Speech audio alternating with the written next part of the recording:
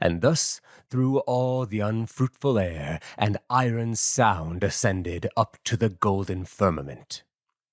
When strange effects contended in these immortal heaven-bred horse of great Iacides, whom, once removed from forth the fight, a sudden sense did seize of good Patroclus' death, whose hands they oft had undergone, and bitterly they wept for him.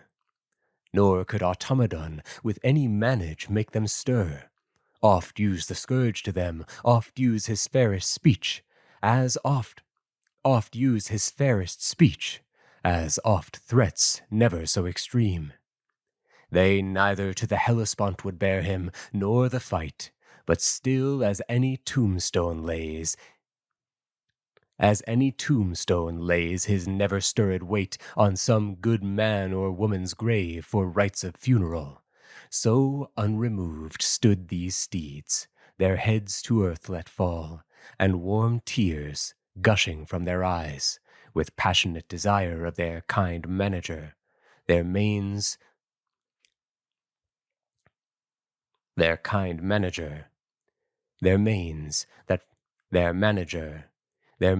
that flourished with the fire of endless youth allotted them, fell through the yoky sphere, ruthfully ruffled and defiled.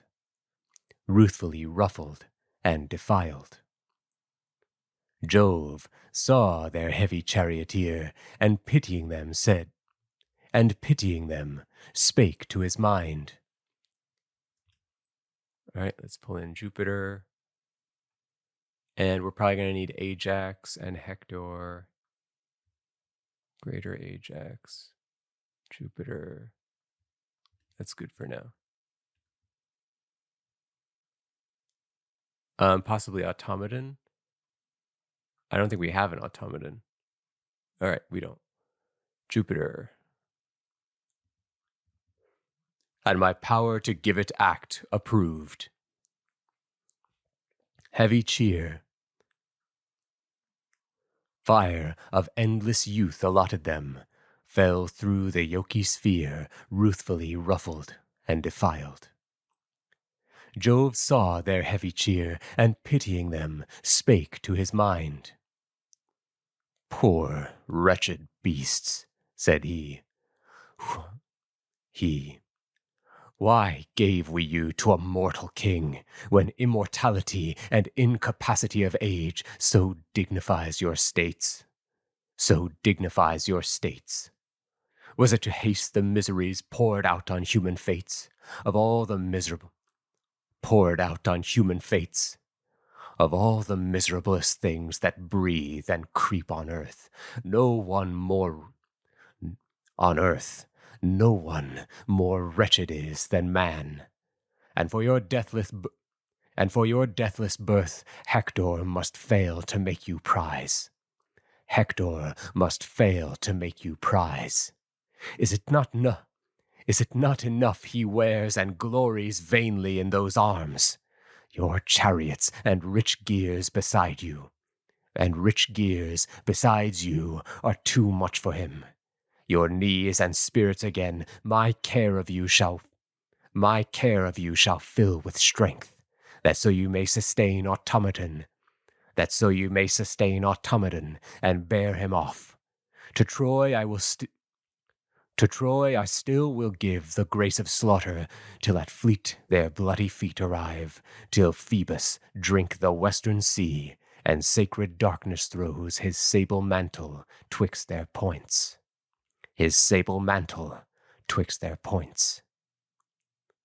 Thus in the steed he blows excessive spirit.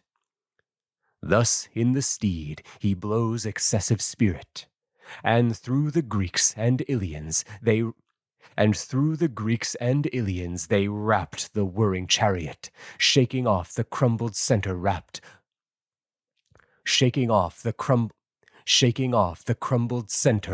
around their tresses.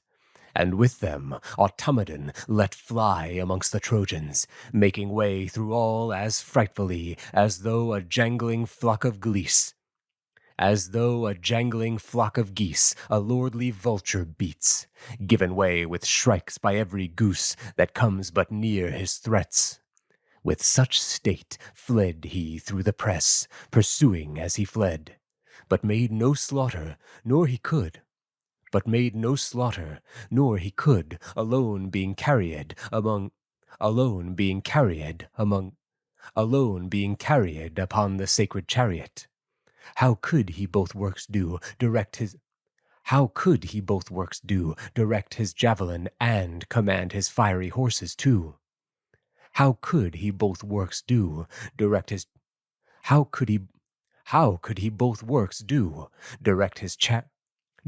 javelin and command his fiery horses too?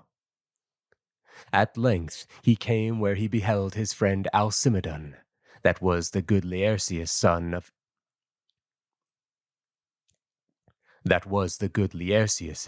the son of Aemon's son, who came close to his chariot side and asked.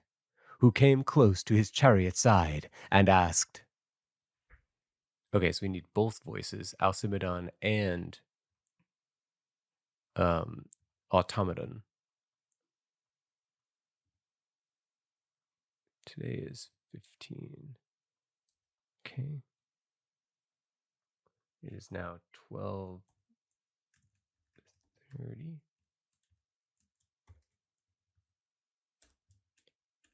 And let's just double check the names as well. So Aemon, Alcimedon, okay, and Laertius. Okay.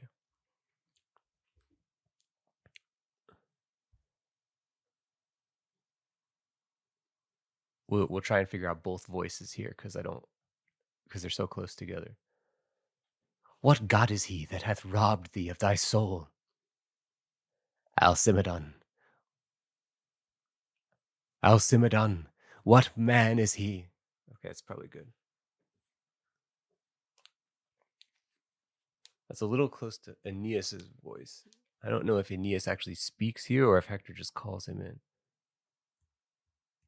I think he does not speak. Menelaus speaks, I guess, coming up. We'll think about that later. Fiery horses too. At length he came where he beheld his friend Alcimedon, that was the good Laertius', the son of Aemon's son, who came close to his chariot side and asked, What god is he that hath robbed thee of thy soul? What god is he that hath robbed thee of thy soul, to run thus frantically among these four fights, being alone, thy fighter being slain, and Hector glorying in his arms? He gave these words again. Alcimedon, what man is he of all the Argive race, so able as thyself to keep in use of press and pace these deathless horse, himself being gone like that? Hold on, let's mark now automaton who's speaking. This would be 14, 15.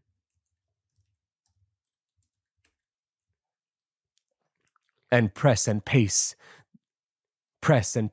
these deathless horse, himself being gone that like the gods had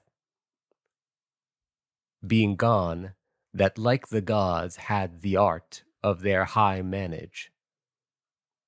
And pace these deathless horse, himself being gone that like the gods had the art of their high manage. Therefore take that like the gods had the art of their high manage. Therefore take to thy command his part, and ease me of the double charge which thou hast blamed with right. He took the scourge and reins in hand, automaton the fight, which Hector seeing instantly, Aeneas standing near, he told him he discerned the horse that mere immortal were, addressed that mere immortal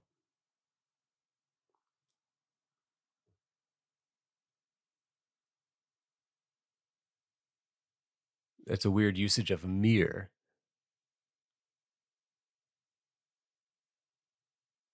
But he is clearly, it's not a typo. It's just a weird choice. Because you wouldn't say mere immortal. The immortals are above the humans. Whatever.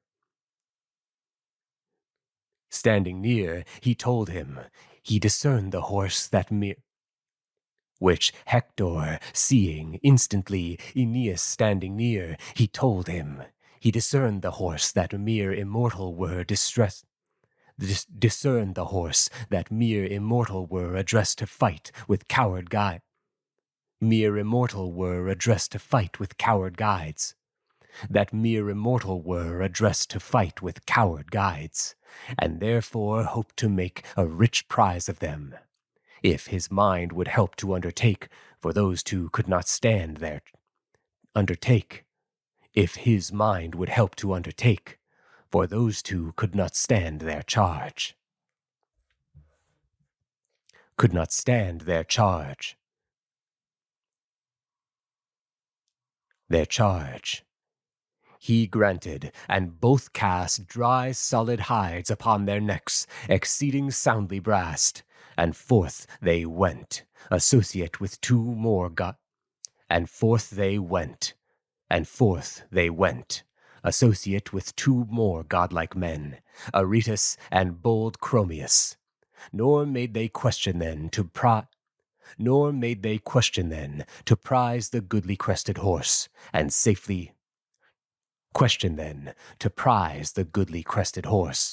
safely send to hell the soul of both their guardians. They question then to prize the goodly crested horse, and safely send to hell the soul of both their guardians. O fools, that could not tell, they could not work. Nor made they question then to prize the goodly crested horse, and safely send to hell the soul of both their guardians. O fools, that could not tell, they could not work out their return from fierce Automedon without the liberal cost of blood, who first made orison to father Jove, and then was filled with fortitude and strength, when, counseling Alcimedon to keep at no great length the horse from him, but let them breathe upon his back, because he saw the advance that Hector made, whose fury had no laws proposed to it. Okay, it's rhyming because with laws. I guess I could force that to rhyme. Or I would usually pronounce it because. The horse from him, but let them breathe upon his back, because he saw the advance that Hector made, whose fury had no laws proposed to it, but both their lives and horse made his prize, or his life theirs.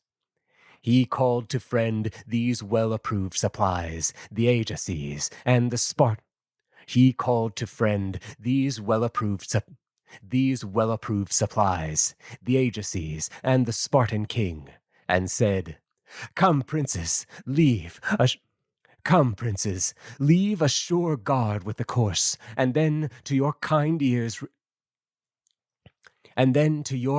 care receive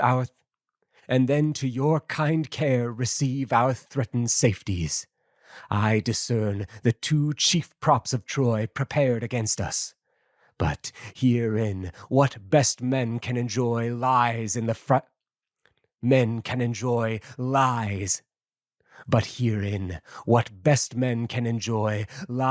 free knees of the gods. My dart shall lead ye all, the sequel to the care of Jove I leave, whatever fall. My dart shall lead ye all, the sequel to the care of Jove I leave, whatever fall. The sequel to the care of Jove I leave, whatever fall. All this spake good Automedon. Then, brandishing his lance, he threw. His lance he threw, and struck Aretas' shield, that gave it entrance through all the steel, and by his belt, his belly's inmost part, it pierced, and all his trembling limbs gave up to his dart. Limbs gave up, and all his trembling limbs gave life up to his dart. Limbs gave life up to his dart. All his trembling limbs gave life up to his dart. Then Hector at Automedon let a brazen lance let fly, whose flight he saw, and falling flat, the compass was too high, and made it stick beyond in earth the extremest part. In earth the extreme part burst, and there stick beyond in earth the extreme part burst, and there Mars buried all his violence. The sword then for the spear had changed the conflict, had not haste sent both the aegis in, both serving close their fellows' call, who, where they did begin, they drew the end. Priamides, Aeneas, Chromius, in doubt of what such aid might work, left broken-hearted thus, Aretas to Automedon, who spoiled his arms and said, A little this revives my life for him. A little this revives my life for him so lately dead. A little this revives my life for him so lately dead, though by this nothing countervailed. And with this little vent of inward grief, he took the spoil, with which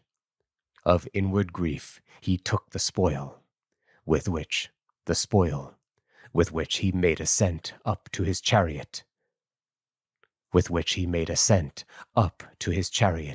Hands and feet of bloody stains so full that lion-like he looked, new turned from tearing up a bull. Lion-like he looked, new turned from tearing up a bull. And now another bitter fight about Patroclus grew, tear-thirsty and of toil enough, which Pallas did renew, descending from the cope of stars, dismissed by sharp-eyed Jove to animate the Greeks. For now in constant change did move his mind from what he held of late. And as the purple bow Jove bends at mortals, when of war he will the signal show, or make it a presage of cold.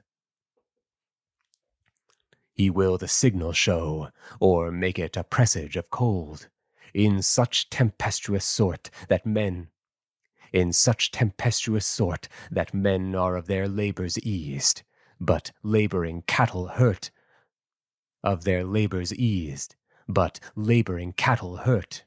So Pallas in a purple cloud involved herself, and went among the Grecians, stirred up all. But first encouragement she breathed in Atreus' younger son.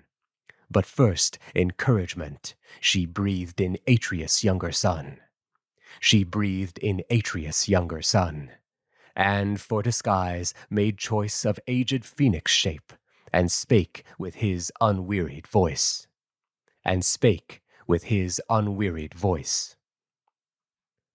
Okay, so as is my personal rule of doing these, even though it says she speaks with Phoenix's voice, we're still pulling in Minerva's voice for the audiobook, with, again, the logic being that we, the listener, already have, the book is telling us, so we have omniscient knowledge that despite it sounding like Phoenix to Menelaus, it is Athena, and therefore, or Minerva, and therefore we're going to use Minerva's voice because we, the omniscient reader, are listening to the audiobook.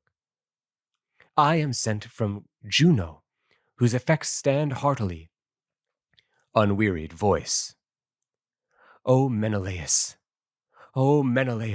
much defame and equal heaviness will touch at thee, if this true friend of great... Much defame and equal heaviness will touch at thee, if this true friend of great Aeacides, dogs tear beneath the Trojan walls. And therefore bear thee well, toil through the host, and every man with thy... Bear thee well, toil through the host, and every man with all thy spirit impel. He answered. Okay, now we pull in Menelaus. Oops. Now also give me ear, whom grief gives most cause. Thy spirit impel. He answered. O thou, long since born, O Phoenix, that hast won the honored foster father's name of Thetis' godlike son, I would Minerva but give strength. I would Minerva would but give strength to me, and but keep these busy darts off. Honored foster father's name of has won the honored foster father's name of Thetis' godlike son. I would Minerva would but give me strength. I would Minerva would but give strength to me, and but keep these busy darts off. I would then make in indeed, and steep my income in their bloods, my income in their bloods. In aid of good Patroclus, much his death afflicts me, much. But yet this Hector's grace is such with Jove, and such a fiery strength and spirit he has, that still his steel is killing still. That still his steel is killing still. The king's so royal will Minerva joyed to hear, since she did all the gods outgo in his remembrance. For which grace she kindly did bestow strength on his shoulders, and did fill his knees as liberally with swiftness, breathing in his breast the courage of a fly, which loves to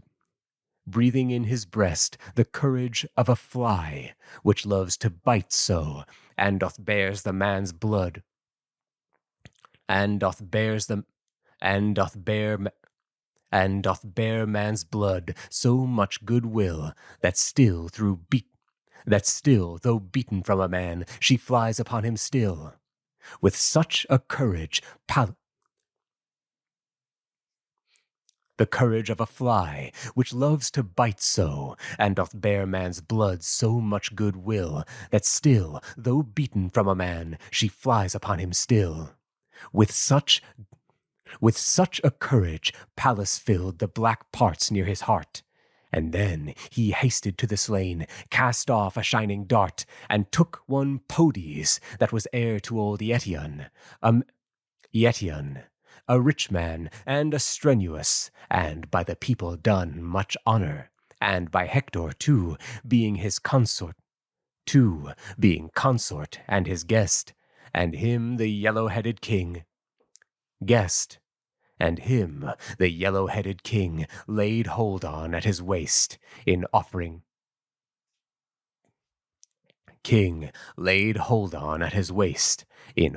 flight, his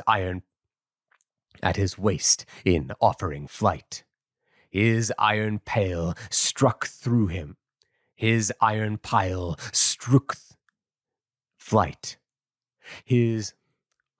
flight.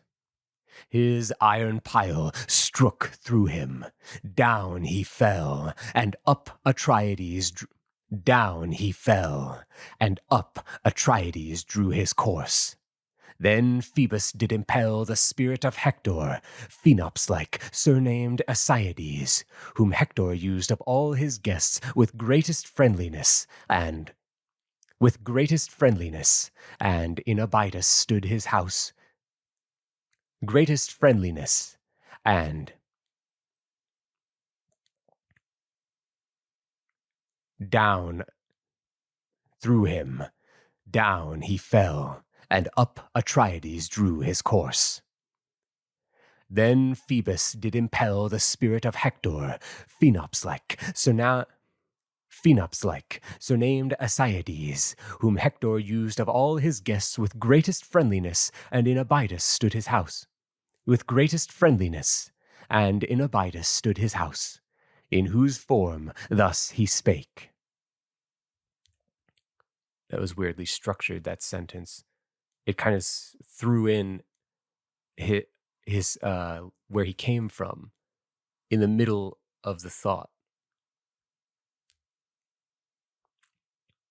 Okay, so now it is Apollo.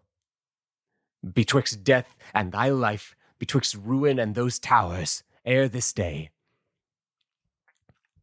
in whose form thus he spake. Hector, what man of all the Greeks will any terror make of meeting thy strength any more, when thou art terrified by Menelaus, who, before he slew thy friend, was tried a passing easy soldier, where now, besides his end imposed by him, he draws him off, and not a man to friend from all the Trojans. This friend draws him off, and not a man to friend from all the Trojans.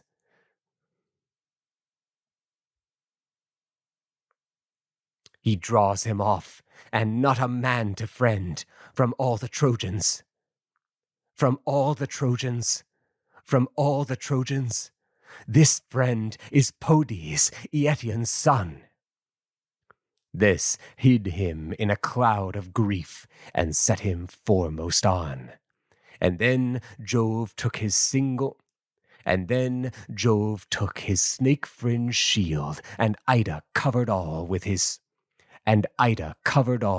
sulphury clouds, from whence he let abhorred lightnings fall, and thundered till the mountain shook. And with this dreadful state he ushered victory to Troy, to Argos, flight and fate. Boeotius was he that foremost fled, being wounded in his shoulder's height. But there the lance's head struck lightly,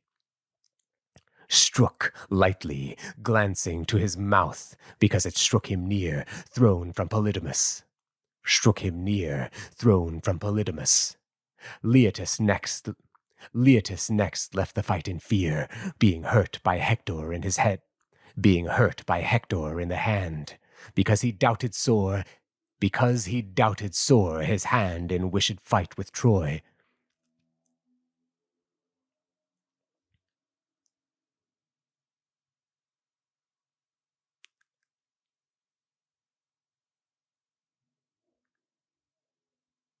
Leitus next left the fight in fear, being hurt by Hector in the hand, because he doubted sore his hand in wished fight with Troy would hold his lance no more. Idomeneus sent a dart at Hector, rushing in and following Leitus, that struck his bosom near his chin, and brake at top. The Ilians for his escape did shout. When Hector at Deucalides another lance set out, as in his chariot he stood. It missed him narrowly, for, as it fell, Chironus drave his speedy chariot by. Cyrinus, I wrote it as.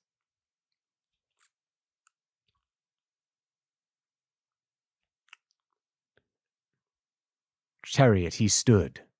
It missed him narrowly, for as it fell, Cyranus drave his speedy chariot by, and took the Trojan lance himself. He was the charioteer of stern Meriones. And first on foot did service there, which well he left to govern horse, for saving now his king, with driving twixt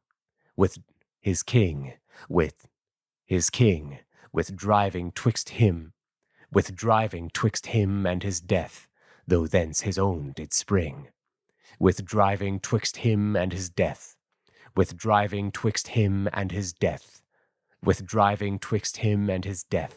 though thence his own did spring.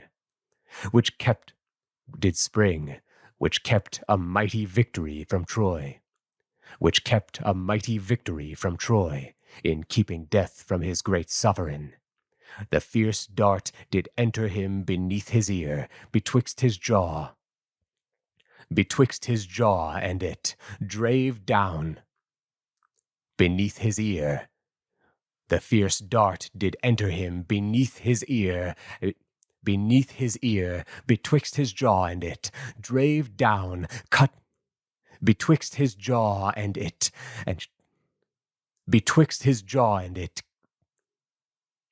See, it's saying betwixt his jaw and it, comma, drave down, comma, cut through his tongue, comma. But it sounds like if I say it in an audiobook, it sounds like I'm screwing it up, because it sounds like I'm supposed to say betwixt his jaw, comma, and it drave down. So let's turn that into one sentence instead. It's trying to say betwixt his jaw and his ear, but the way it's phrased and punctuated, it doesn't make sense for an audiobook. The fierce dart did enter him beneath his ear, betwixt his jaw, and it drave down, cut through his tongue, and strook his teeth out. From his hands the horse's reins he flung, which now Meriones received as they bestrew the field, and bade his sovereign scourge away. He saw that day would yield no hope of victory for them. He feared the same, and fled. Nor from the mighty son of Telamon lay hid, for all his clouds, high Jove himself, nor from the Spartan king. They saw him in the victory, he still was varying for Troy, for which sight Ajax said, "O friends, the lot is mine." For which sight Ajax said, O heavens, what fool is he? O heavens, what fool is he that sees not Jove's hand in the grace now done our enemy? Nor any dart they touch, but takes from whomsoever thrown, valiant or coward. What he wants, Jove adds. Not any one wants his direction to strike sure. Not any one wants his direction to strike sure, nor ours to miss as sure. But come, let us be sure of this, to put the best in you that lies in us, which twofold is, both to fetch off our friend, and so fetch him off as we may likeliest contend to fetch ourselves off, that our friends surviving may have right in joy of our secure retreat, as he that fell in fight, being kept as sure from further wrong.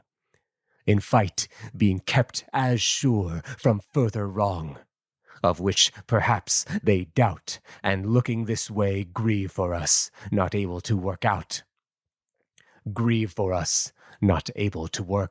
or pass from this manslaughter, great Hector, and his hands that are too hot for men to touch.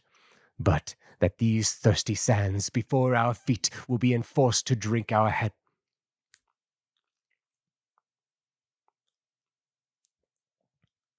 Secure retreat as he that fell in fight, being kept as sure from further wrong.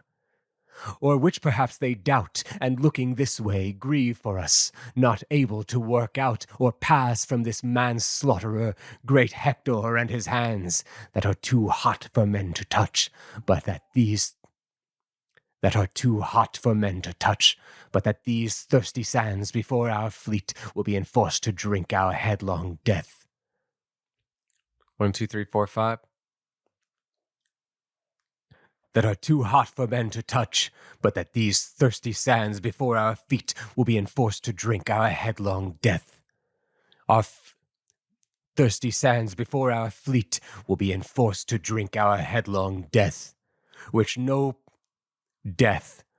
to prevent by all fit means, I would the parted breath of good Patroclus to his friend with speed imparted were, by some he loves, for speed imparted were by some he loves, for I believe no heavy messenger hath yet informed him.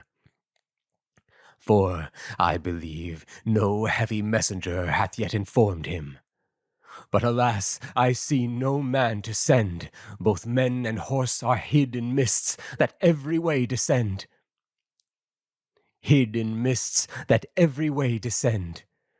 O Father Jupiter, do thou the sons of Greece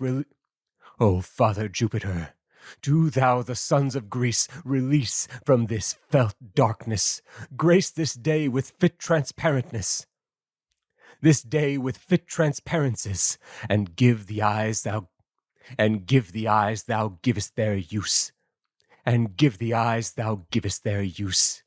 Destroy us in the light, and work thy will with us. Destroy us, fit transparencies, and give the eyes thou givest their use. Destroy us in the light, and work thy will with us, since needs thou wilt against us fight. Since needs thou wilt against us fight. This spake he weeping, and his tears Saturnius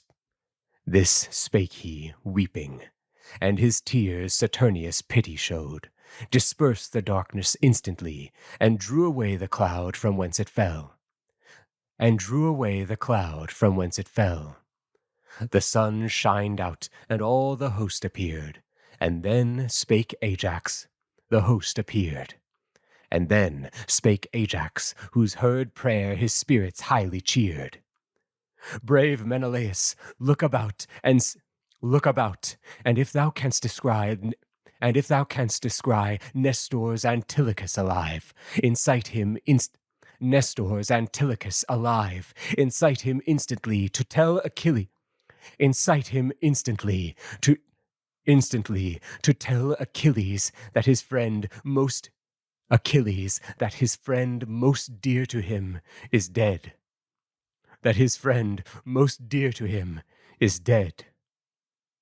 He said, nor Menelaus stuck at anything he said, as loath to do it. But he went. As from a grazier's stall a lion goes, when overlaid with men, dogs, darts, and all, not easily losing a fat ox, but strong watch all night held, his teeth yet watering. Oft he comes, and is as oft repelled. The adverse darts so thick are poured before his brow. The adverse darts so thick are poured before his brow-hid eyes, and burning firebrands, which for his great heart's heart, which for all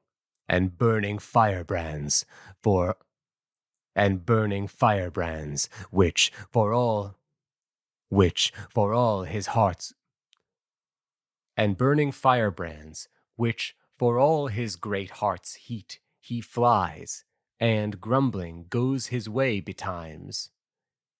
And burning firebrands, which for all his great heart's heat he flies, and grumbling heart's heat he flies, heart's heat he flies, and grumbling goes his way betimes, and grumbling goes his way betimes. So from Patroclus went Atrides, much against his mind, his doubts being vehement, lest he, gone from his guard, the rest would leave for very fear. The rest would leave for very from his guard, the rest would leave for very fear the person to spoil, the person to the spoil of Greece. And yet his guardians were the Ajaces and Meriones, whom much his care did press, and thus exhort. Okay, Menelaus. Now all give me ear. Exhort. Ajaces both, and you Meriones, now let some true friend call to mind the gentle and sweet nature of poor Patroclus. Let him think how kind to every creature his heart was living, though now dead. His heart was living, though now dead. His heart was living, though now dead. Thus urged the fair-haired king, and parted, casting round his eye. As when upon her wing an eagle is, whom men affirm to have the sharpest sight of all air's region of fowls, and though of mighty height, sees yet within her leafy form of humble shrubs close laid, a light-foot hare, which straight she stoops, trusses, and strikes her dead. So dead thou struck'st thy charge, O king, through all war's thickets. So thou look'st, and swiftly found thy man exhorting 'gainst the foe, and heartening his plied men to blows used in the war's left wing, to whom thou saidst, Thou God-loved man, come here, and hear a thing which I wish never were to hear. I think even thy eye sees what a destruction God hath laid upon the sons of Greece, and what a conquest he gives Troy, in which the best of men, Patroclus, lies.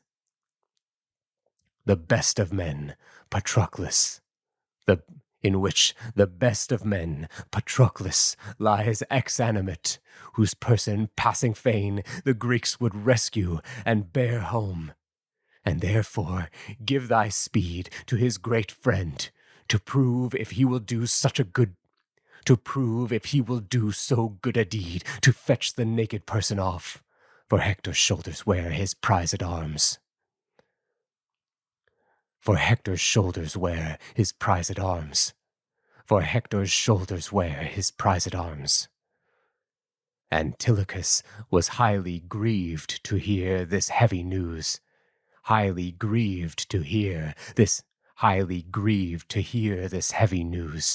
and stood surprised with stupid silence long, his fair eyes standing full of tears, his voice so sweet and strong stuck in his bosom. Yet all this wrought in him no neglect of what Atrides gave in charge. But for that quick effect he gave Laodocus his arms, his friend that had the guide of his swift horse, and then his knees were speedily applied in his sad message,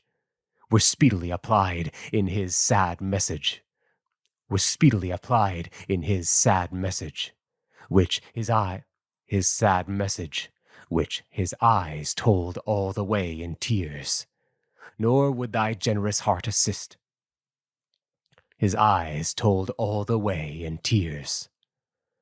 Nor would thy generous heart assist his sore charged soldiers, O Menelaus, in meantime, O Menelaus, in meantime, though left in much distress, thou sent'st them godlike Thrasimede, and mad'st thy kind regress back to Patroclus, where, arrived, half breathless, thou didst say to both the Ajaces this: I have sent this messenger away to swift Achilles, who I fear will hardly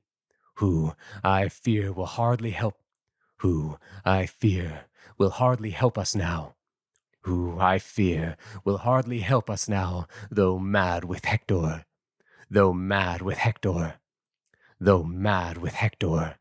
Without arms he cannot fight, you know. Without arms he cannot fight, you know. Let us then think of some best mean, both how we may remove the body and get off ourselves from this vociferous drove and fate of Trojans. Bravely spoke at all parts, Ajax said, O glorious son of Atreus. Take thou then straight the deed. Take thou then straight the dead, and thou Meriones. We two of one mind as one name. Will leap. Meriones. We two of one mind as one name will back ye soundly, and on us receive the wildfire flame, that Hector's rage breathes after you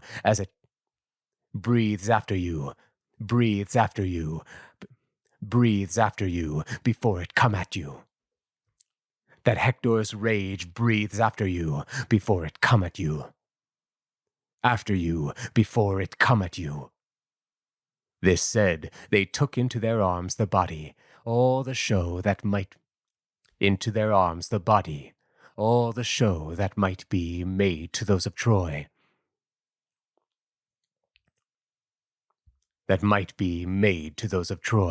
At arm's end bearing it. Out shrieked the Trojans when they saw the body borne to fleet, and rushed on, as at any boar gashed with the hunter's wounds, a kennel of the sharpest set and sorest bitten hounds, before their youthful huntsmen haste and eagerly a while pursue, as if they were assured of their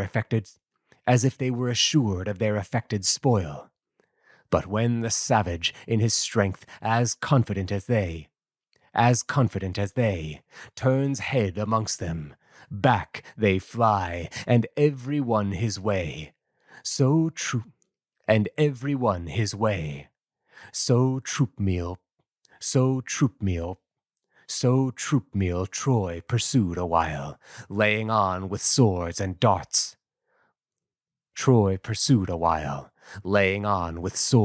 darts. But when the Ajaces turned on them and made their stand, their hearts drunk from their faces all their bloods.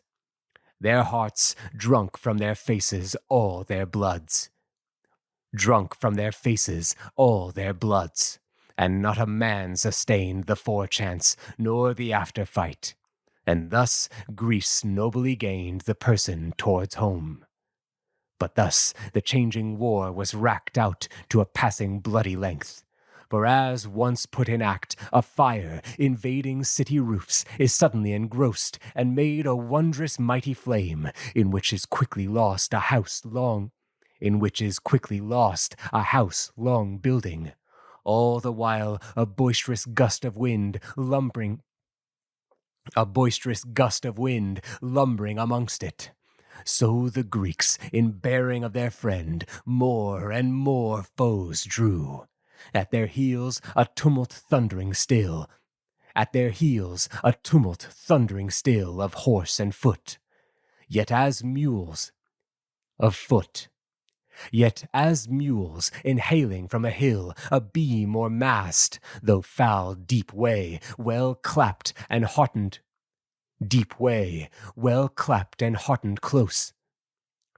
clapped and heartened close.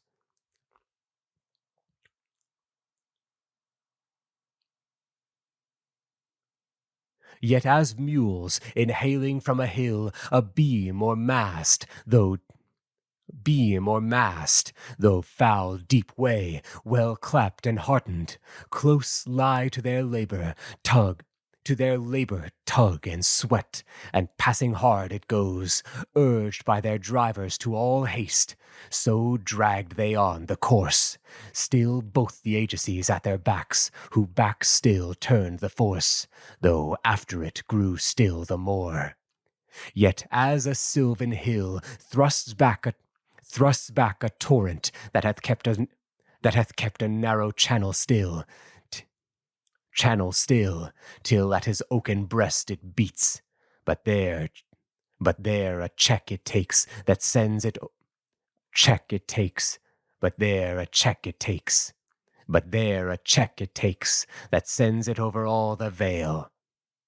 there a check it takes that sends it over all the vale. With all the stir it makes. At his oaken breast it beats, but there a check it takes that sends it over all the vale, with all the stir it makes. Nor can with all the confluence break through his rooty sides. In no less firm and brave repulse the aegis curb the prides of all the Trojans, yet all held in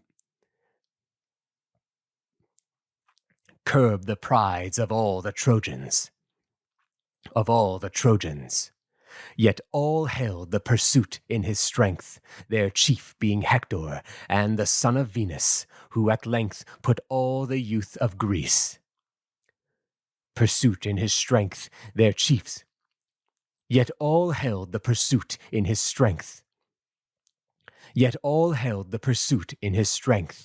Their chiefs being Hector and the son of Venus, who at length put all the youth of Greece besides in most amazeful rout, forgetting all their fortitudes, distraught and streaking out, a number of their rich arms lost,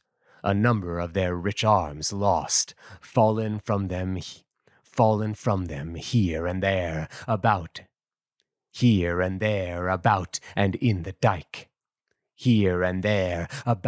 and in the dike. Here and there, about and in the dike. And yet the war concludes not here. About and in the dike. And yet the war concludes not here. And yet the war concludes not here. And yet the war concludes not here. And yet the war concludes not here. And yet the war concludes not here. And yet the war concludes not here.